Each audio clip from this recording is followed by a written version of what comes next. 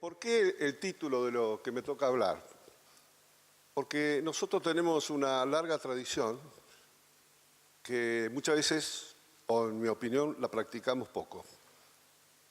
Pero que cuando uno investiga las raíces del pensamiento reformista, se encuentra que muchas de las cuestiones que están en danza hoy, con ese prolífico y desarrollado exposición de Fulvio, estaban no hablando de tecnología en los términos del siglo XXI, pero lo que tenían que enfrentar era un país absolutamente complejo por otras circunstancias. En vez del 30% de pobreza era el alú inmigratorio, del cual la mayoría de nosotros, el 90%, somos parte de esa descendencia.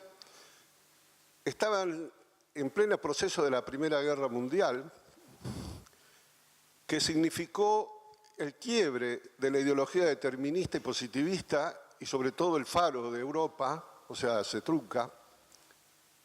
Comienza a plantearse la necesidad de la identidad nacional, de identidad con un concepto latinoamericano, y los primeros que empiezan a trabajar el concepto latinoamericano son los estudiantes. Son en las reuniones de los estudiantes, previas incluso a la gesta de 1918. Y ahora nosotros nos encontramos con un mundo, como lo explicó muy bien Fulvio, en absoluto cambio. El problema más serio que tenemos es cómo absorber el 30% de pobreza a una vida digna, cómo usamos y crecemos la inteligencia social para que la evaluación y las decisiones tengan en cuenta esa realidad, y a la vez nosotros no perdamos el tren, que significa quedar fuera del proceso y del crecimiento económico, científico y tecnológico, lo cual implica un desafío considerable y en el cual, si analizamos nuestros últimos periodos, es como para no ser muy optimista. Sin embargo, nuestro país es un país lleno de contradicciones, entre iniciativas, gente valiosísima, sectores, y una contradicción en el sentido que no podemos lograr un proyecto de desarrollo sustentable. Un concepto de sustentabilidad dentro de un concepto de crecimiento democrático. Entonces, ¿por qué tomé, cuando me invitó Fulvio para que lo acompañara, por qué tomé este tema? Porque es increíble las similitudes que requiere el discurso hoy y el discurso de hace 100 años. ¿Ahí o ahí? No, entonces yo hago un breve resumen, yo voy a hablar un poco menos y voy a tratar de traer 4 o 5 ideas clave. Los puntos centrales del pensamiento reformista, 3 o 4.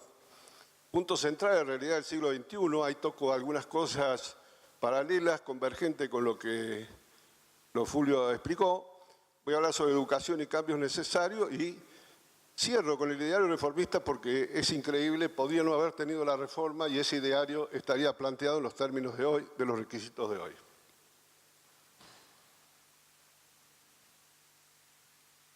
Lo primero que quiero decir, por nuestra tradición de la Universidad de Córdoba, es que en los foros de la UNESCO se plantea que la reforma es un proceso que no termina nunca. Eso que nuestros líderes del 18 plantearon como una ruptura con el orden existente en la Universidad de Córdoba y un significado para toda Latinoamérica sigue existiendo. O sea, es un desafío permanente. A mí me surgió mucho el interés por el concepto de la reforma, pues toda mi vida universitaria veía los cuadritos de la Manifiesto Liminar. Y realmente el Manifiesto Liminar y nuestra práctica tiene poca convergencia. Pero sin embargo, las raíces ideológicas, las raíces políticas flotan en el ambiente. Entonces siempre me pregunto por qué nos cuesta tanto bajarla. Hay varias explicaciones, no hay una sola, ¿no? Entonces Carlos Turner, que es un educador, la reforma no es una meta, sino una larga marcha iniciada en 1918 para contribuir a la transformación social. Todo lo que habla Fulvio son requisitos para la transformación social, ¿no? ¿Qué significa una transformación social? Una democracia que se vaya perfeccionando a través del aprendizaje, una incorporación de los excluidos, que es un fenómeno de los últimos 40 años, un desarrollo acorde en los niveles educativos, en los niveles del trabajo, y eso implica inteligencia social. ¿Y por qué lo reitero esto de inteligencia social? Porque se supone, y ese era el ideario reformista, los que más tendríamos que contribuir a la inteligencia social son los que estamos dentro de las universidades, ¿no? Si no nos pedimos nosotros esa autoexigencia, ¿a quién se la vamos a pedir? Obviamente, en todo el desarrollo, no me voy a detener mucho en esto, pero está claro que el concepto es la duda, el planteo de disidencias, el imperio de la libertad y rechazo de cualquier dogma. Esto es muy importante, el rechazo de cualquier dogma, porque tiene que ver dos campos, el campo ideológico y el campo científico. O sea, los paradigmas se quiebran, ¿no? Y los dogmas nos impiden avanzar. Los dogmas también son paradigmas que implican una visión del mundo. Y el mundo cambia, las sociedades cambian. Justamente cuando se plantea la crisis del pensamiento positivista, el ideario reformista trae en la praxis el concepto de Ortega, el yo y la circunstancia, y eso lo podemos modificar los hombres, ¿no? Empezamos a definir que la voluntad es parte importante del cambio. Y desde el punto de vista de los paradigmas científicos, no hace falta que yo agregue mucho por la buena exposición de Fulvio, que están cayendo todos, absolutamente todos. Es más, en el campo de la economía, en el mundo de las redes, las curvas de demanda y oferta se comportan exactamente al revés del concepto clásico. Con lo cual, de alguna manera, uno va hacia una asintótica, hacia productos prácticamente gratis. Entonces, obviamente, la autonomía, la participación estudiantil, los intereses de la sociedad y el pensamiento crítico, ¿no? O sea, cuestionarnos. A mí me parece muy importante mantener la gimnasia de cuestionarnos. O sea, ¿funcionamos así? ¿Estamos funcionando correctamente? ¿Qué es lo que tendríamos que modificar? ¿Cuáles son las prioridades? Porque si no sostenemos el pensamiento crítico en la práctica, no deja de ser más que una mera exposición. Y creo que eso tenemos que trabajar mucho en nuestra universidad para el desarrollo del pensamiento crítico, lo cual implica también, algo de eso voy a hablar, cambiar los métodos educativos para que eso se pueda desarrollar. Un tema fundamental que muchas veces se nos escapa es que nosotros como universidad contribuimos a reproducir y ampliar las acciones humanas en busca de la realización social. ¿Por qué pongo eso? Porque nuestra práctica, nuestra forma de comportarnos, nuestra forma de representarnos, se expande en el conjunto de la sociedad. O sea que si nuestra práctica no es correcta, lo que se reproduce es la incorrección, que tiene mucho que ver con los valores. Entonces, nosotros, obviamente, incorporar, producir y difundir... Espérate.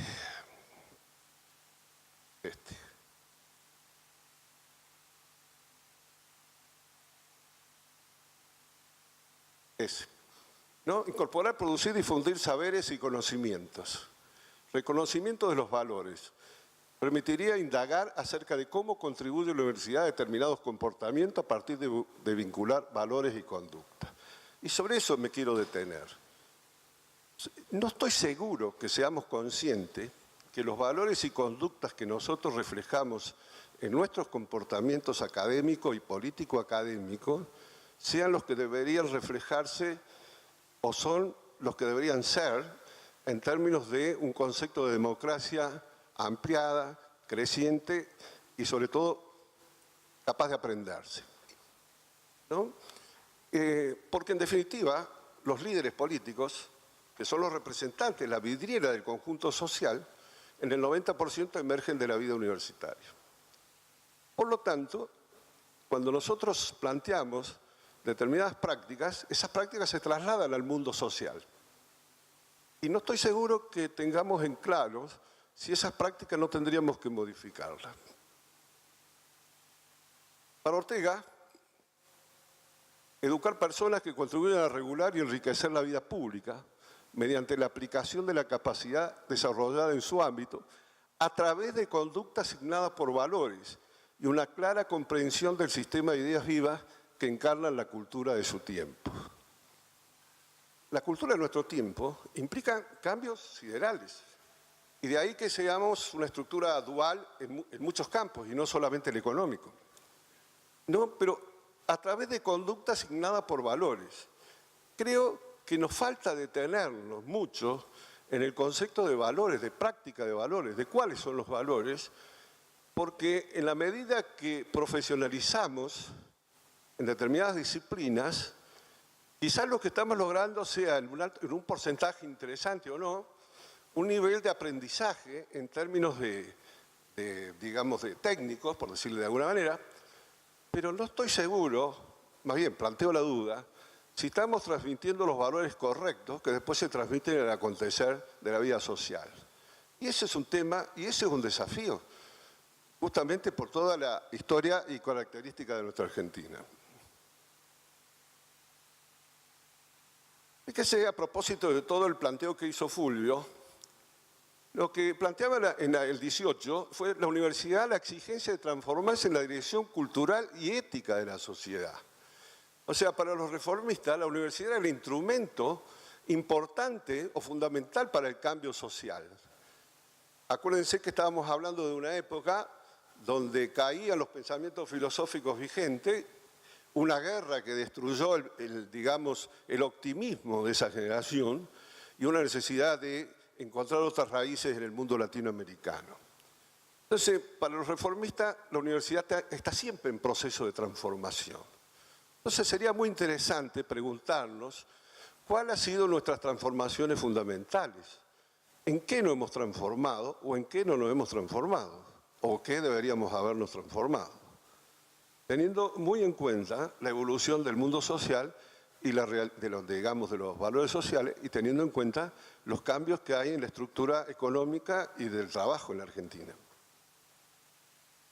Por eso la institución debía insertarse en el proceso de modernización, generando un saber crítico y educando en sus aulas, no solo profesionales, sino los intelectuales modernos que debían organizar la hegemonía cultural, ideológica y política. Para Deodoro Roca, que era el lumen del proceso, no concebía un meramente profesional. Entendía que si la universidad solamente producía profesionales, contribuía a una deformación del concepto de la creación social, del desarrollo social. Porque en ese caso, esa persona carece de perspectivas. Y entonces no contribuye a la sociedad como los reformistas suponían que teníamos que contribuir. Por eso, fíjense esto, supongamos nosotros, ahora hay un esfuerzo, hay un plan, hace años que se vienen tratando de hacer cosas en una universidad que es muy grande. Y como es muy grande, tiene prácticas burocráticas, obviamente, ¿no? Pero el manifiesto liminar, ese que está en todas las facultades, en las paredes, una parte dice, las universidades han llegado a ser así el fiel reflejo de estas sociedades decadentes que se empeñan en ofrecer el triste espectáculo de una inmovilidad senil. Por eso es que la ciencia, frente a estas casas, muda y cerrada, pasa silenciosa o entra mutilada y grotesca al servicio burocrático. Era una expresión fuerte, pero todo lo que yo estoy exponiendo son preguntas que yo no voy a dar respuestas. Pero si no nos hacemos las preguntas adecuadas, tampoco va a haber ningún tipo de respuesta. Va a haber una práctica común, consuetudinaria, pero no respuestas que sean pensadas, reflexionadas, discutidas, analizadas, ¿no?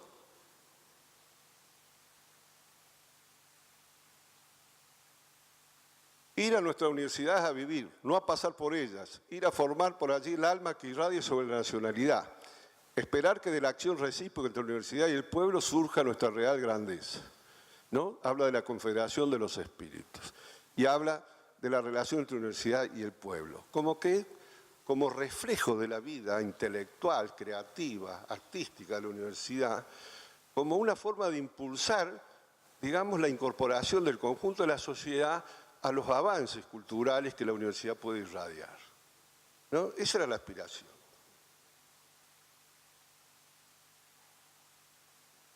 Esa era la aspiración de fin la gesta de 1918, pero que se venía generando 15 años atrás y en los 10 años precedentes. Pero nos encontramos ahora con la realidad del siglo XXI, porque algunos de ustedes podrán decir, bueno, pero eso fue en 1918, aunque yo he tratado de hacer ver ciertas analogías.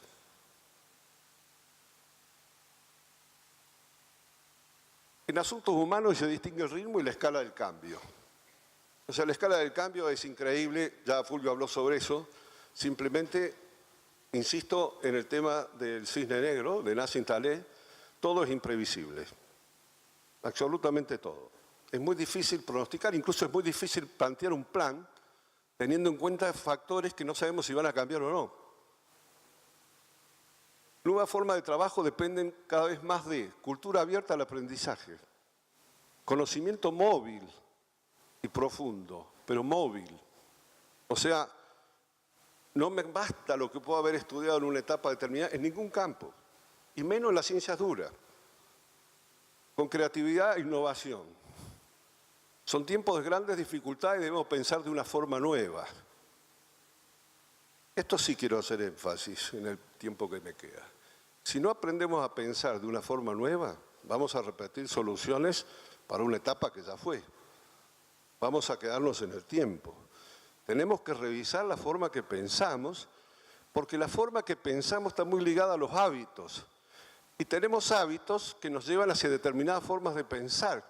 Pero si queremos contribuir realmente a que la universidad sea parte de un proyecto de desarrollo sustentable en todos los campos, uno de los elementos más importantes sería analizar y discutir cómo pensamos y desde dónde pensamos, ¿no? Porque tenemos que emanciparnos para construir una sociedad mejor en valores y de mayor prosperidad para abatir la pobreza. Si pensamos lo mismo, de acuerdo a los resultados de las últimas décadas, y actuamos en función de ese pensamiento, creo que no hay mucha esperanza. Usar la imaginación para romper con prácticas que responden a las necesidades del siglo XX. Claro, la mayoría de nosotros, salvo los más jóvenes, hablo de mi generación, estamos formados en el siglo XX. Pero el siglo XX está quedándose atrás aceleradamente. Desde la concepción de la conducción de las organizaciones, la tecnología entre los procesos y nosotros mismos como universidad. Nosotros estamos dando respuesta a la universidad del siglo XX. Y esto nos tiene que alentar. ¿Cuáles son las demandas del siglo XXI? Porque estamos en el siglo XX. En nuestra práctica. Reconocer nuestras fortalezas, en igual medida nuestras debilidades, para adaptarlo y anticipar un mundo imprevisible. La universidad no puede ser solamente algo así como una fábrica, perdón la expresión, de hacer chorizos. La universidad tiene que ser una fuente de creación y de riqueza intelectual, personal, estimular la sensibilidad, estimular todo lo que nosotros como personas podemos lograr en el mundo del desarrollo educativo. Porque de esa forma vamos a asegurar un mejor futuro, ¿no? Y hay mucha gente, este es un dato no menor, lo sabemos que la estadística de abandono, del porcentaje de abandono de la gente que ingresa es altísimo, sigue siendo alto. Y creo que ahora hay un principio de búsqueda de solución, pero tenemos que lograr al máximo de qué forma esa gente lleva una capacitación que vaya más allá de asistir a 2 o 3 materias e irse, si es que las logra terminar. Tenemos que saber que esa es parte de la realidad. Quizás tengamos que trabajar con los terciarios, hay 2.000 terciarios en la provincia de Córdoba. Buscar los terciarios, evitar para desarrollar otro tipo de extensión con ellos, otra forma de crear y de intercambiar, para aprovechar más todo el sector geográfico, toda la gente que está en distintos lugares. Pero lo que me interesa en este cuadro es que nuestra prosperidad, la prosperidad que podemos lograr, tiene que ver con la imaginación para inventar formas más inteligentes de hacer trabajos antiguos. Tenemos que inventarlos, no tenemos que tener miedo. Nueva forma de prestar nuevos servicios con mayor ahorro de energía. Nueva forma de funcionamiento de las empresas y nueva forma de combinar las tecnologías. Siglo XXI. Tengo que romper con el siglo XX. Y si no rompemos con el siglo XX, vamos a quedar con un proceso de estancamiento. Por supuesto, yo siempre digo, hay un sector que no queda estancado, pero un sector minoritario. Hay un sector que está en el mundo, pero es absolutamente minoritario.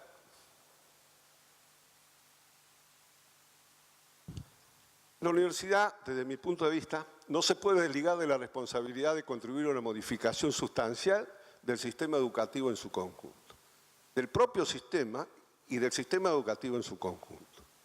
No los podemos hacer los distraídos con las necesidades que tiene el sistema educativo, a ojos vistas. Tenemos que encarar ese proyecto.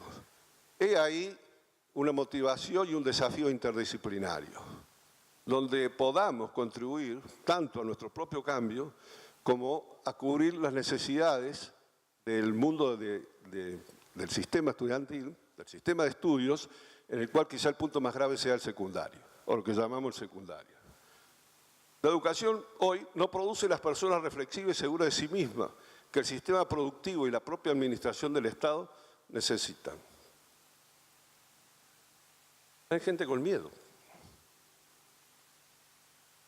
Sabemos que necesitamos a la gente que domine la lengua y el cálculo, sepan analizar la información y las ideas, sepan generar ideas nuevas, propias, sepan comunicarse con claridad y trabajar bien. Se supone que esto surge de los niveles primarios y secundarios, pero no surge en la realidad en los términos cuantitativos y cualitativos que la sociedad demanda. Y es a esto que me refiero, que la universidad no puede ser prescindente. Por supuesto, también requiere, lo primero es cómo estamos, qué sistemas de enseñanza, qué sistemas de investigación, cómo nos relacionamos con los alumnos, cuánto hemos dejado de hacer educación personalizada, puede haber educación si no es personalizada, qué pasa con la tecnología para que sea personalizada, por ejemplo.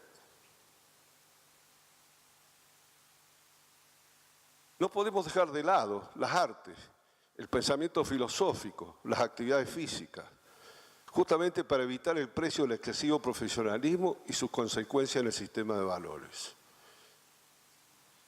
Fíjense que ya 2 o 3 veces he señalado el sesgo profesional de nuestra educación, lo cual yo diría es una condición necesaria, pero de ninguna manera suficiente. En los próximos años va a cuestionarse la modalidad presencial para obtener conocimiento, incluso la propia certificación.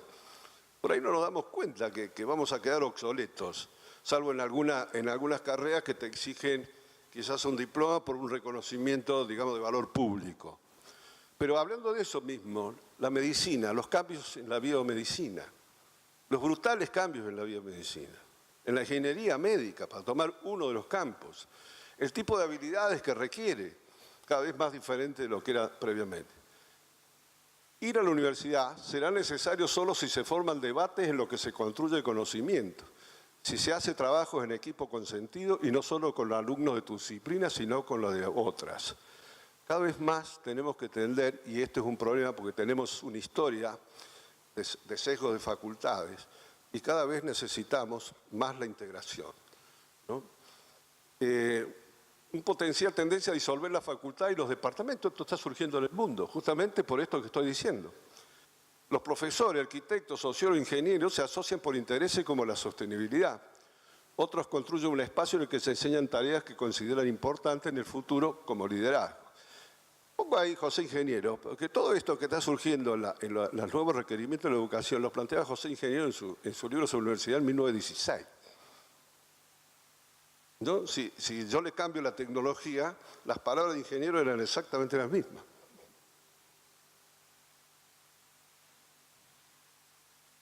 4 factores clave: el desarrollo del pensamiento crítico y la creatividad, un desarrollo consciente de valores, desarrollo del carácter que tiene que ver con el desarrollo de la personalidad, la fuerza, la pasión, la experticia, el desarrollo del equilibrio entre los sentidos, todos puntos señalados en los discursos reformistas y claves del manifiesto liminar.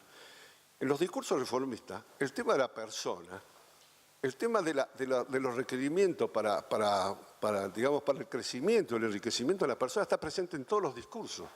Y de ahí la importancia del rol que le da al maestro, a los maestros, al magisterio. Pero el tema de valores, estoy leyendo ahora bastante, y ustedes también lo deben haber leído, sobre los cuestionamientos que hay a Google, a Maxon, a Facebook, incluso con las críticas sobre el hecho concreto de las elecciones en Estados Unidos, pero que el problema va más allá de las elecciones en Estados Unidos. Es cómo nos influyen los medios, las redes, con el cual nos montan en un sistema en el cual nosotros no somos conscientes. Y justamente el liderazgo es lograr ser consciente de esos procesos de influencia que nos llevan quizás a caminos que no corresponden. En el caso de Estados Unidos está un cuestionamiento brutal y cada vez hay más ONG planteando, incluso de los propios generadores de estos sistemas, planteándose la necesidad de autocontrol y de control, ¿no? Entonces, hay un sociólogo coreano formado en Alemania, dice, a propósito del modelo del sistema capitalista actual, dice, la técnica del poder del régimen neoliberal, que marca un cambio brutal, ¿no? No es prohibitoria, protectora o represiva, sino prospectiva, permisiva y proyectiva.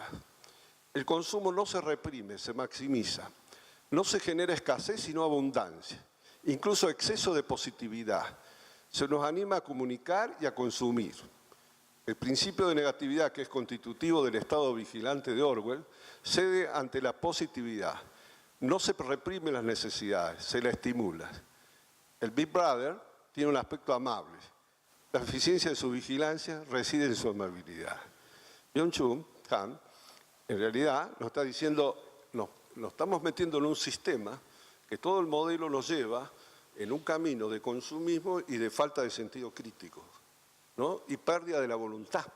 Porque lo que es peor es la pérdida de voluntad. Cuando uno no es consciente de la influencia de un sistema, lo que ha perdido es la pérdida de la voluntad.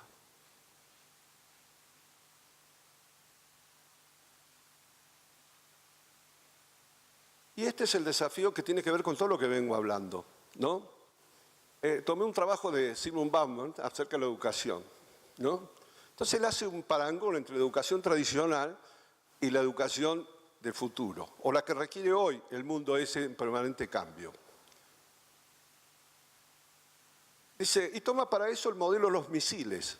Dice, se puede asimilar la educación tradicional al diseño y funcionamiento de los primeros misiles. En el momento que comienzan a moverse, su dirección y la distancia de su trayecto han sido ya decididas por la forma y por la cantidad de pólvora en su armazón.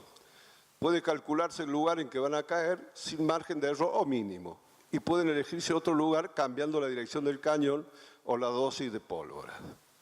Como un símil de la educación tradicional, nos prepara a través de la capacitación memorística y resolución de problemas estructurados. Las funciones que se pueden alcanzar están predeterminadas en relación a la calidad de dicho proceso. Podríamos incluso plantearnos que nosotros dentro de ese proceso somos bastante buenos, ¿no? Cuando hablamos de las características de los primeros misiles, las cualidades hacen de ellos armas inútiles una vez que los objetivos no visibles para el artillero comienzan a moverse. Lo que está diciendo Bauman, que lo voy a seguir analizando, es que hay determinados esquemas de formación que sirven cuando el objetivo no se mueve. Que mientras más calidad la pólvora o la forma de dirigirlo, de impulso, es más efectivo. Pero ¿qué pasa cuando los objetivos se mueven? Entonces, lo que ya era bueno, lo que ya era eficiente, deja de serlo. Entonces, la educación moderna se ha de ser un misil moderno e inteligente, que pueda cambiar su curso en pleno vuelo, en función del cambio de circunstancias. Sea capaz de detectar los movimientos del objetivo y de extraer de ellos toda la información para extrapolar el lugar exacto en que se encuentren las dos trayectorias. La habilidad esencial es que tengan suma habilidad para aprender y además rápidamente. Que tengamos habilidad para aprender y además rápidamente. Y el cuadro que describió Fulvio tan medularmente es un cuadro en permanente movimiento, ya, permanente movimiento, y nosotros somos buenos, no voy a decir que somos malos, somos buenos, pero con el proyectil, con un objetivo que no se mueve. Y que en gran parte ese objetivo está planteado en términos del siglo XX. ¿Y qué mundo estamos insertos? Un mundo nuevo y surrealista. Sin poder, ni siquiera podemos prever en qué va a derivar. Sabemos algo sobre el cambio cultural que implica la generación digital, lo que aspiran de la vida laboral y de lo que requieren las empresas para competir. Si lo que hemos venido argumentando es correcto, no cabría duda de la importancia extrema de una revolución del proceso educativo o el subdesarrollo como alternativa. Este es el tema. Si no asumimos la necesidad del cambio en el proceso educativo de nuestro nivel y de los niveles de todo el sistema educativo, desde mi punto de vista la única alternativa es el subdesarrollo o la mantención del subdesarrollo. Los gobiernos ya no conciben un plan de actuación a nivel de política industrial y tecnológica sin contar con las universidades como partner estratégicos. Si bien a mitad del siglo XX las universidades tenían un rol secundario en el desarrollo regional de un territorio, hoy el sistema universitario es un activo sumamente estratégico tal como lo concebían los reformistas. Pero ¿qué universidad es la pregunta? ¿Es la que tenemos o es la que deberíamos modificar? Si se comprende, en un breve cierre, el mundo tiene desafíos de todo tipo y no solamente nosotros. Los países desarrollados también están creando estructuras duales. Nosotros venimos de estructuras duales y venimos con dificultades para crecer con una conciencia democrática creciente y ligada al aprendizaje del error, o sea, subsanar los errores en el tiempo. Si ellos tienen problemas, el cambio de tecnología y demás pueden sumergirnos. Y la única, no la única, pero la principal herramienta para modificar y posibilitar la integración del conjunto de la sociedad a una vida digna y a una vida que nos integra a todos, es la reforma educativa. Y eso exige mucha energía, no solamente recursos, mucha energía y mucha imaginación. Por eso, para mí, un desafío importantísimo para nuestra universidad es abocarse al tema de la educación, pero no como un tema pedagógico didáctico, que por supuesto lo debe comprender, sino como un desafío o un proceso de cómo contribuir a esa reforma atendiendo todo lo que Fulvio explicó también y yo he tratado de resumir. Para cerrar, en el difícil tránsito del viejo orden oligárquico a la sociedad moderna, la generación del 18 formuló a la universidad la exigencia de transformarse en la dirección cultural y ética de la sociedad.